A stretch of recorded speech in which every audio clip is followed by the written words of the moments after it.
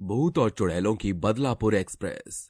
Badlapur station पर काफी सन्नाटा था। दूर दूर तक वहां कोई भी नहीं था कि एक आदमी पटरी पर फोन की टॉर्च लिए चला आ रहा था और अचानक से उसी पटरी पर तेज रफ्तार से ट्रेन आती है और उस आदमी के चिथड़े कर देती है।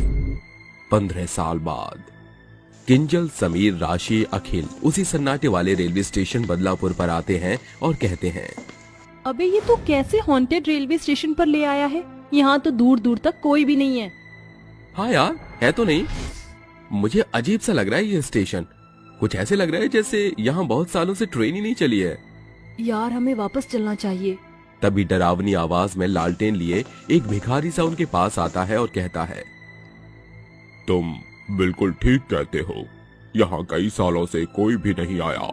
स्टेशन पर 15 साल से बदलापुर स्टेशन पर कोई भी ट्रेन नहीं रुकती। पर कुछ सालों पहले बदलापुर एक्सप्रेस यहाँ रुककर लोगों की जानें लेने लग गई। ये आप ऐसा क्यों कह रहे हो? ऐसा कैसे हो सकता है? भला अगर ऐसा होता तो हमें पता होता। क्यों यहाँ पर ट्रेन नहीं रुकती और क्यों वो बदलापुर एक्सप्रेस सबको मारती थी?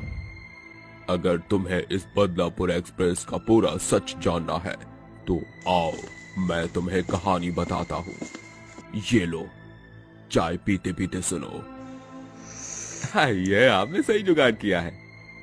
कुछ वर्षों पहले इस बदलापुर एक्सप्रेस पर लोगों की काफी चहल पहल थी। जहाँ खाने पीने के स्टॉल प्लेटफॉर्म पर थे तो कुछ लोग ट्रेन में चढ़कर खाना पीना बेचते थे। चाय ले लो, चाय चाय चाय, गर्मा गर्म चाय, मसाला चाय, मलाई मार के चाय ले लो, चाय। कचौड़ी ले लो, कचौड़ी कचौड़ी, गर्मा गर्म आलू पूरी के साथ कचौड़ी ले लो, कचौड़ी कचौड़ी कचौड़ी। बिरयानी ले लो, biryani, veg biryani, non veg biryani, मटर पुलाव ऑर्डर करो करो, बिरयानी ले लो, बिरयानी। इस तरह से वो खाने पीने वाले दूसरे डिब्बे में जाकर खाना बेचने लगते हैं।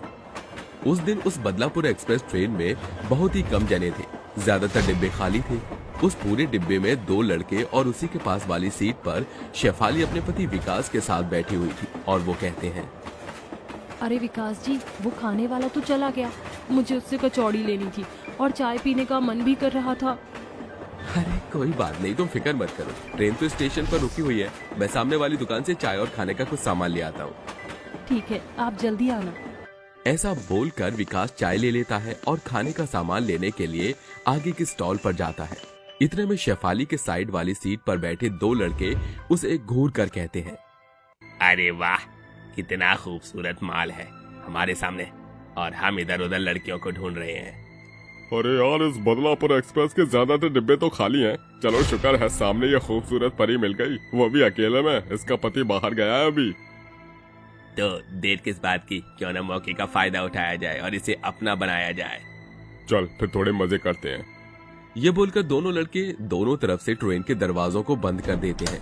दरवाजा बंद करता हुआ देख विकास देख लेता है और अपने हाथ का सामान छोड़कर जोर जोर से दरवाजा खोलने की कोशिश करता है। अरे ये क्या हुआ? किसने ये दरवाजा बंद किया है? खोलो, अरे खोलो, कोई मेरी पत्नी अंदर है। शेफाली, शेफाली क्या हुआ? तुम ठीक तो हो? तभी वो दोनों लड़के उसके साथ जबरदस्ती करते हैं और खिड़की से ये सब उसका पति देख लेता है और शेफाली रोती है। ये क्या बदतमीजी है? छोड़ो मुझे, मेरे पति बाहर है। खोलो दरवाजा, जाने दो मुझे। छोड़ो मेरा हाथ। ऐसे कैसे जाने दें? बार बार थोड़ी मौका मिलता है। ऐसी खाली ट्रेन और अकेली लड़की है।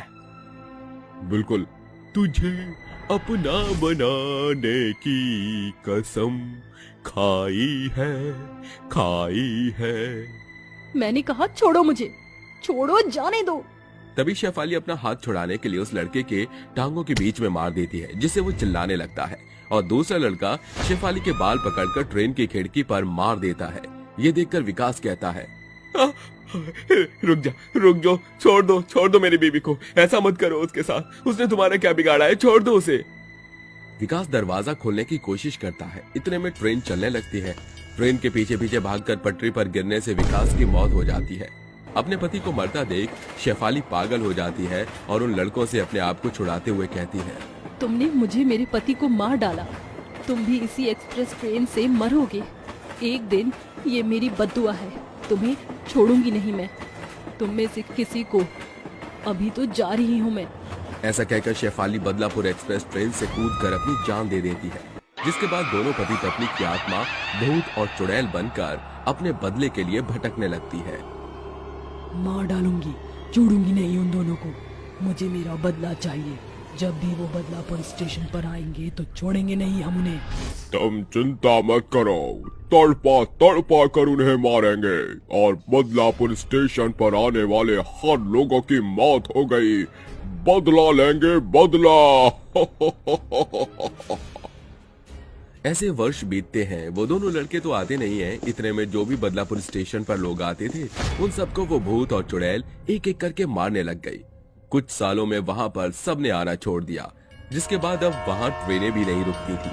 बदलापुर एक्सप्रेस सीधा तेज रफ्तार में भागती थी, लेकिन बदलापुर स्टेशन के अलावा अलग स्टेशन के लोगों को वो भूत और चुड़ैल कुछ नहीं कहते थे और सही सलामत उन्हें उनके स्टेशन पर छोड़ देते थे।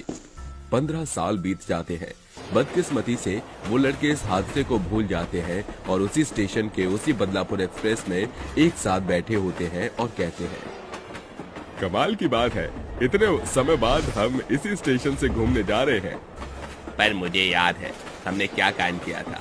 मुझे उस औरत के मरते हुए बोल याद आ रहे हैं। जानता है ना तू, उसने हमें धमकी दी थी, हमें यहाँ नहीं आना चाहिए था। अरे ऐसा कुछ नहीं है, देख हम कितने सही सलामत इस ट्रेन में बैठे हैं। तभी अचानक से उनके ट्रेन के डिब्बे की लाइट जलने बुझने लगती है, खिड़कियां खुलने बंद होने लगती है। अरे अचानक से ये क्या हो रहा है? लगता है वो आ गई है, वो हमें नहीं छोड़ेगी, अब मार डालेगी। अरे भागो।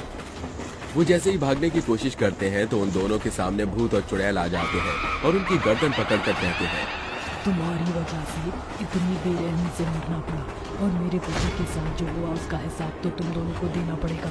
आज इतने वर्षों से इसी बदले में हूँ मैं, और इस बदले के कारण मैंने और भी लोगों की जान ली है। छोड़ दो हमें जाने दो। हमने उस दिन तुम दोनों के साथ बहुत गलत किया, पर हमें अपनी गलती का एहसास हो गया है। हमें जाने दो, हमें जाने दो। अपनी गलती के एहसास को अपने तशरीफ में रख। अब तुझे हमसे कोई नहीं बचा सकता। तेरे कारण मैं अपनी बीवी से दूर हो गया। छोड़ूंगा नहीं तुम दोनों को। गाना गा रहा था उस रात, अब गाना एक मैं गाऊंगा। आज न छोड़ूंगा तुझे दम दमादम, दिल में है बदला बहुत सारा दम दमादम।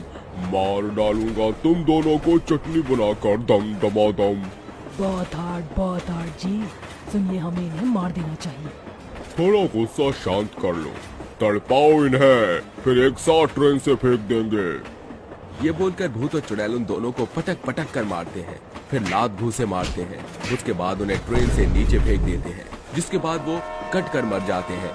उसी के साथ उनका बदला पूरा होता है और उनकी आत्मा को मुक्ति मिल जाती है।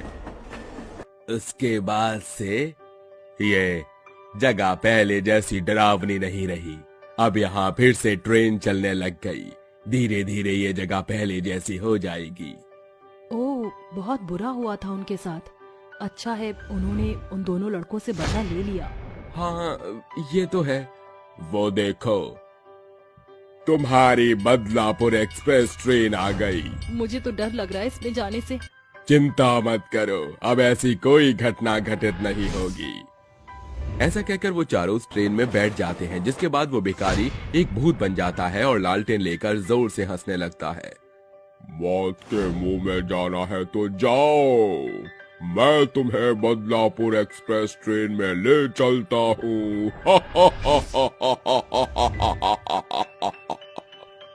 5 चुड़ैल बहुओं का एक हैंडपंप। रात का समय होता है। गांव के सभी लोग अपने घर में सो रहे होते हैं। इतनी रात के समय गांव के अंदर कुछ अजीब अजीब आवाजें आने लगती हैं। तभी रोहन की माँ कौशल्या उससे कहती है, सो जा बेटा, सो जा, नहीं तो चुड़ैल आ जाएगी और तुझे ले जाएंगे। उसके बाद तू मुझसे दूर हो जाएगा। अगर तू अपनी माँ के साथ रहना चाहता है तो माँ की बात सुन और सो जा। रोहन तुरंत बिस्तर से अंदर घुस जाता है और कहता है, माँ मैं सो रहा हूँ, आप भी मेरे पास आ जाओ ताकि वो चुड़ैल मुझे आपसे दूर न कर सके। अपने बेटे को डराने के बाद कौशल्या उसके साथ आराम से सो जाती है। वहीं दूसरी तरफ आधी रात के समय गांव के बीचों बीच हैंडपंप के अंदर से एक बहुत ही भयानक चुड़ैल निकलकर बाहर आती है। अरे वाह, लगता है मेरी चारों जेठानी अपने घरों में आराम से सो रही हैं। लेकिन मुझे तो केवल लवली के पास जाना है। उस लवली की बच्ची ने मुझे पानी भरने से पहले ही मार दिया था। अब मैं उसे किसी भी तरह मार कर ही रहूंगी। चुड़ैल अपनी जेठानी लवली के घर पहुंच जाती है और उसके कमरे में उसे सोता हुआ देखकर कहती है, ओहो, महारानी को देखो तो सही, कितने आराम से सो रही हैं। अभी इसे बताती हूँ।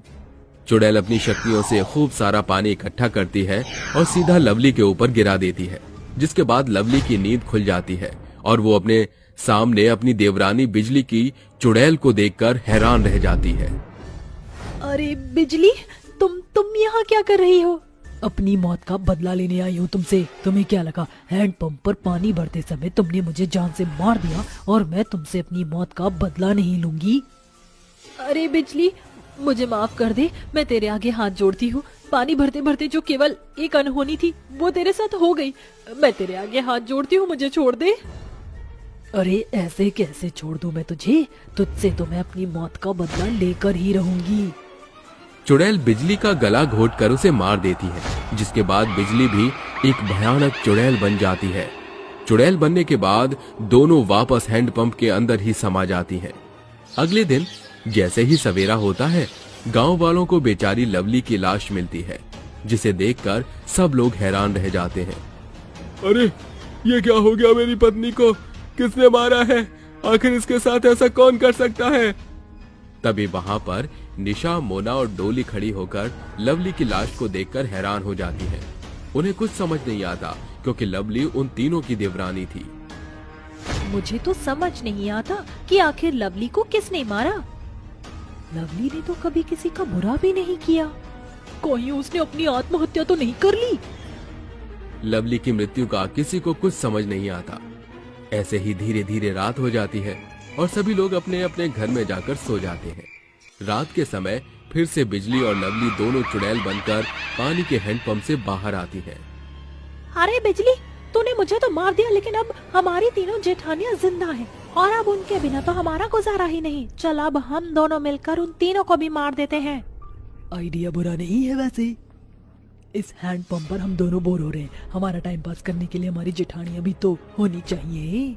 बिजली और लवली एक एक करके मोना, डोली और निशा के घर पहुंच जाती हैं और उन तीनों को भी जान से मार देती हैं, जिसके बाद वो तीनों भी चुड़ैल बन जाती हैं। अरे तुम दोनों ने हमारे साथ ऐसा क्यों किया? हमने तुम्हारा क्या बिगाड़ा था? अरे दीदी, आपकी क्या ही गलती होगी। दरअसल बात यह है कि रोज रोज हैंडपंप पर आने के बाद हम एक दूसरे से लड़ाई किया करते थे, जिसके चलते उस दिन मेरी मृत्यु हो गई। तब से ही मैं इस हैंडपंप में समा गई और मैं बहुत ज्यादा बोर होने लगी, जिसके बाद मैंने तुम सभी को भी मार दिया। ये तूने अच्छा नहीं किया, तूने हमें बेवजह ही मार दिया। हम इसका बदला तुमसे जरूर लेंगे।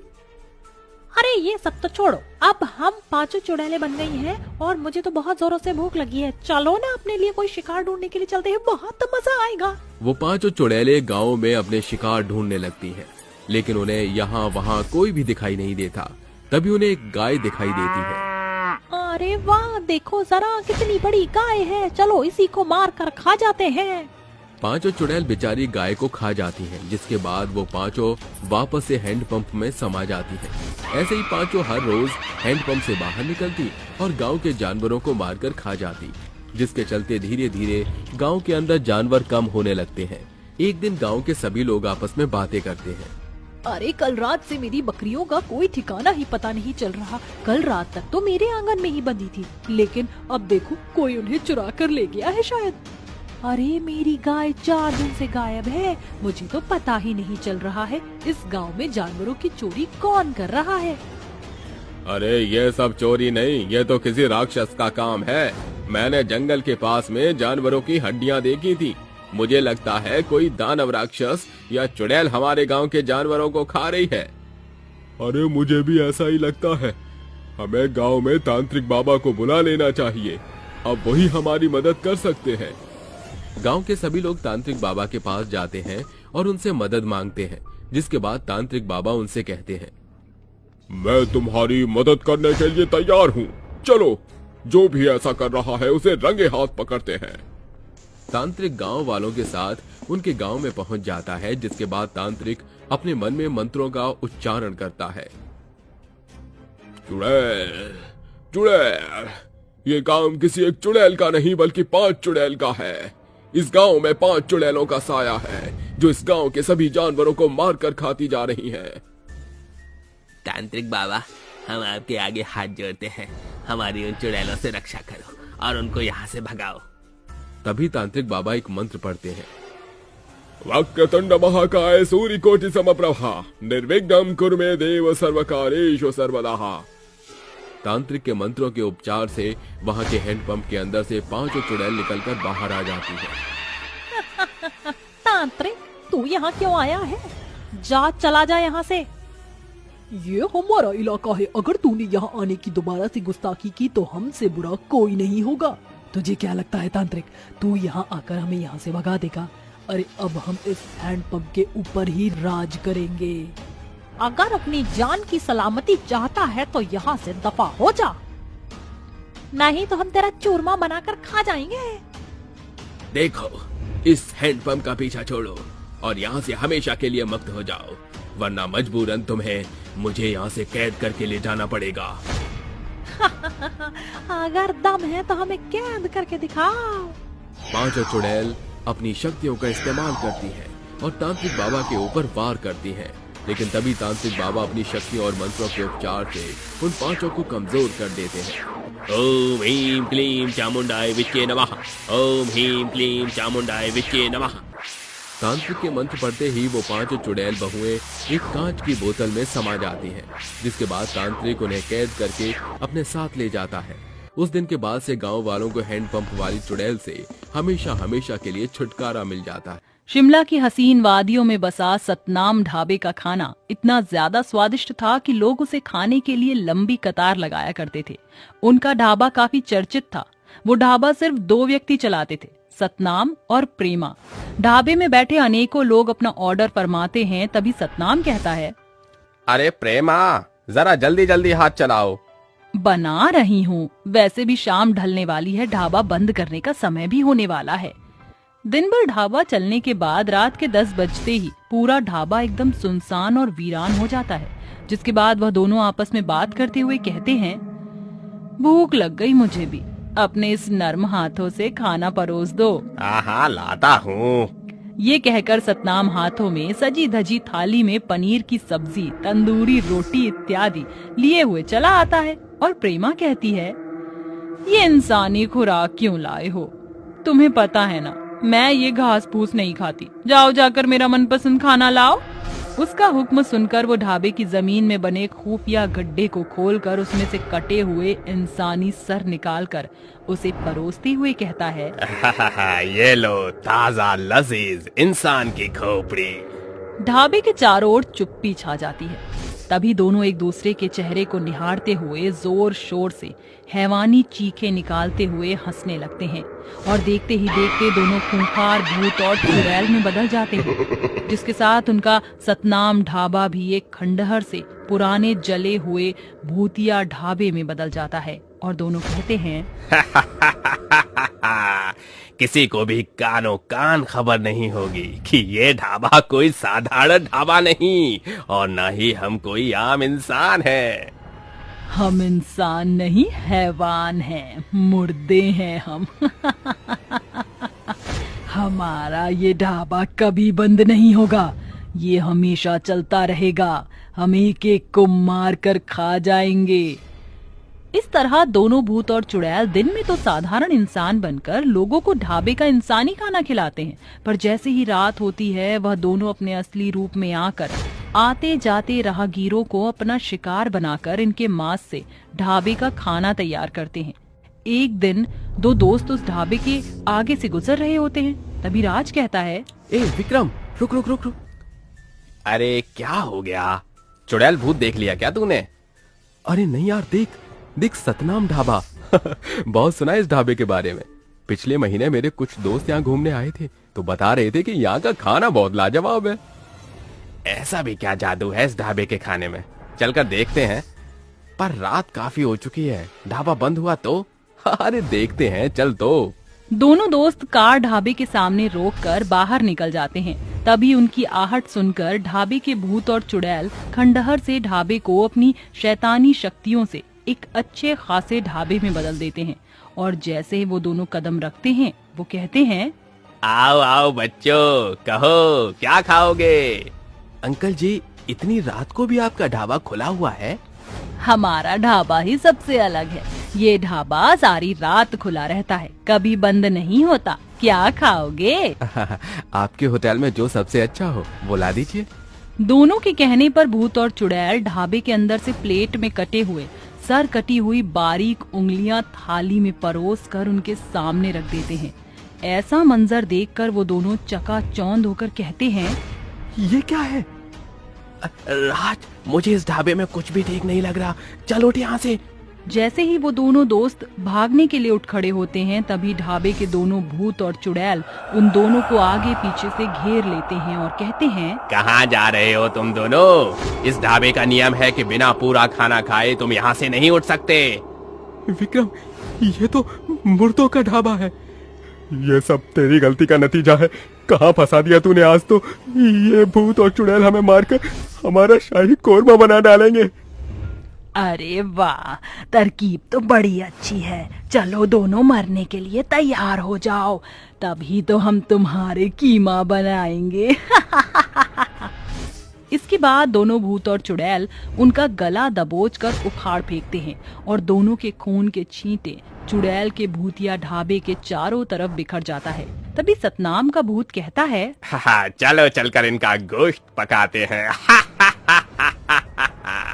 दोनों उन्हें मारकर उनकी खोपड़ी और शरीर के बाकी अंगों को भूनकर खा जाते हैं। थोड़ी ही देर बाद सुबह होने के साथ भूतिया सतनाम ढाबा जले खंडहर से वापस अपने सही हालत में वापस खड़ा हो जाता है।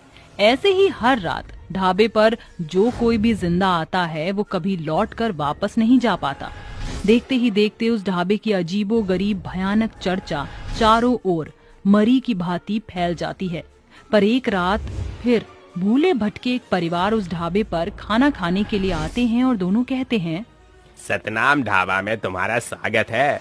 तो बताओ क्या खाओगे? Chicken kebab, chicken korma, mutton chicken pulao, भेजा फ्राई, चिकन कीमा या फिर? जी, आपके ढाबे पर शाकाहारी खाना नहीं मिलता क्या? मिलता है, पर सिर्फ दिन के समय।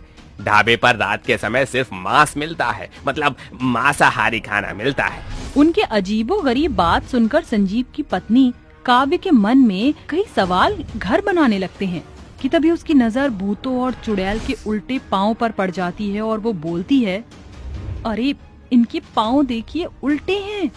ये सुनकर भूत और चुड़ैल अपने खूंखार अवतार में आते हैं और ढाबा भी एकदम जले हुए हालत में बदल जाता है और वो कहते हैं, क्या खुसर फुसर करने लगे? बैठ जाओ, हम खाना लेकर आते हैं। इसके बाद भूत उसकी मासूम बेटी रिया को उठा लेते हैं। ये देखकर उसके माता पिता कहते हैं, नहीं, मेरी बेटी को छोड़ दो, उसे मत ले जाओ। संजीव कुछ करो। हम सबको मार देंगे, किसी को नहीं छोड़ेंगे। हम अपनी मौत का बदला लेंगे। जो भी इस शापित ढाबे पर आएगा वो मारा जाएगा। तुम दोनों मरे कैसे? ये लंबी कहानी है। बात कुछ सालों पहले की है। सतनाम ने अपनी पत्नी प्रेमा के साथ इस ढाबे की नींव रखी थी। किस्मत ने उनका साथ दिया, जिस कारण ढाबा काफी अच्छा चल पड़ा। ये देखकर वो दोनों खुशी से कहते हैं, ये उस रब की मेहर है जो हमारा ढाबा इतना मशहूर हो गया है। पर जब से हमारा ढाबा अच्छा चलने लगा है, हमारे सामने वाले लकी के ढाबे पर कोई नहीं आता और इसलिए वो हमसे बेहद उखड़ा हुआ है। बिजनेस में ये सब आम बात है। कोई आगे बढ़ता है तो किसी का काम ठप पड़ता है। उन्हें लगातार तरक्की हासिल करता देखकर लकी कहता है, बहुत तरक्की कर रहे हैं ये सब इस ढाबे से। मैं इन दोनों को इनके ढाबे समेत जलाकर राख कर दूंगा। जब दोनों लोगों की खास खैरियत में व्यस्त होते हैं, उसी मौके को पाकर लकी उनके ढाबे के स्टॉक में पड़ा सारा सिलेंडर ऑन करके वहां से भाग निकलता है। ढाबे के इर्द गिर्द बैठे लोगों की फरमाइशों को सुनकर जल्दीबाजी के कारण सतनाम गैस की खुली नॉब पर ध्यान नहीं देता और जैसे ही वो स्टोव जलाने आगे बढ़ता है, एक जोरदार धमाका होता है और सभी के चित्थड़े उड़ जाते हैं। जिसके बाद वो दोनों भूत और चुड़ैल बनकर कहते हैं, बेशक हम अब मुर्दा हैं, पर हमारा ये ढाबा कभी बंद नहीं होगा। आज से ये होगा शापित ढाबा। पूरी वारदात को जानने के बाद वो कहते हैं, पर तुम्हारी मौत में हमारी क्या गलती? तुम्हारी गलती ये है कि तुमने रात के अंधेरे में हमारे ढाबे में कदम रखा। हमें इंसानों को मारकर उनका खाना बनाना बहुत पसंद है। भूतिया ढाबे से बचने के लिए दोनों तरकीब बनाकर कहते हैं, अगर किसी तरह हमें शापित ढाबे को ही जलाकर राख कर दे तो हम बच सकते हैं। मैं इनको बातों में उलझाता हूँ, तुम जाकर इस ढाबे को जला दो। जी अच्छा। काव्या मौके का फायदा उठाकर केरोसिन तेल छिड़ककर पूरे ढाबे को आग लगा देती है, जिसके बाद वह दोनों भूत और चुड़ैल भी तड़पते हुए एक साथ गायब हो जाते हैं।